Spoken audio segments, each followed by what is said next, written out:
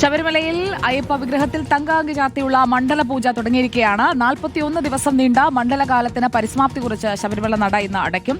സന്നിധാനത്തേക്ക് പോകുന്നു നമ്മൾ. ഗോകുൽനാഥ് ഉണ്ട് നമുക്കൊപ്പം. ഗോകുൽനാഥ്, 10:10 11:30 ഇടയിലാണ് മണ്ഡല പൂജ. ഇപ്പോൾ പൂജാവിധികളൊക്കെ നടക്കുകയല്ലേ അവിടെ?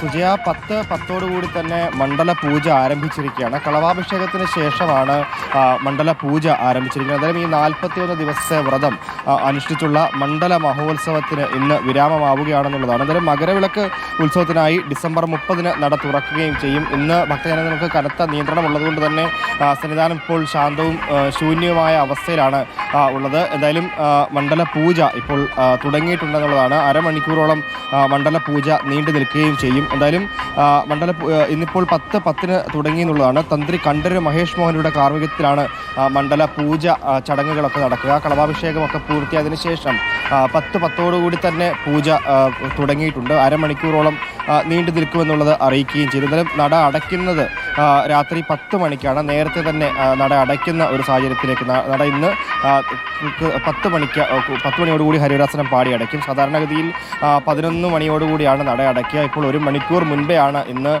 ചടങ്ങുകളെല്ലാം പൂർത്തിയാക്കി നേരത്തെ നട അടയ്ക്കുകയും തുടർന്ന് 2 ദിവസം ക്ഷേത്രനട അടഞ്ഞു തന്നെ ആയിരിക്കും ഉണ്ടാവുക. തുടർന്ന് ഭക്തർക്ക് വേണ്ടി ദർശനം 30-ാം തീയതിയാണ് ഉണ്ടാവുക. അപ്പോഴേക്കും മണ്ഡലകാലം കഴിഞ്ഞ്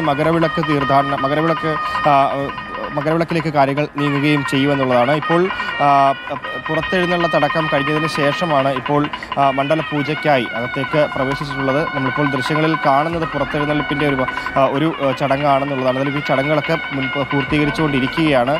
തന്ത്രിയുണ്ട്, മേൽശാന്തി അടക്കമുള്ളവരുണ്ട്, ദേവസ്വം ജീവനക്കാരും പോലീസ് ഉദ്യോഗസ്ഥരും അടക്കമുള്ളവരുണ്ടെന്നുള്ളതാണ്. കനത്ത സുരക്ഷയിലാണ് സന്നിധാനം ഇപ്പോഴും ഉള്ളത്. കനത്ത തിരക്ക് രാവിലെ ഉണ്ടായിരുന്നു.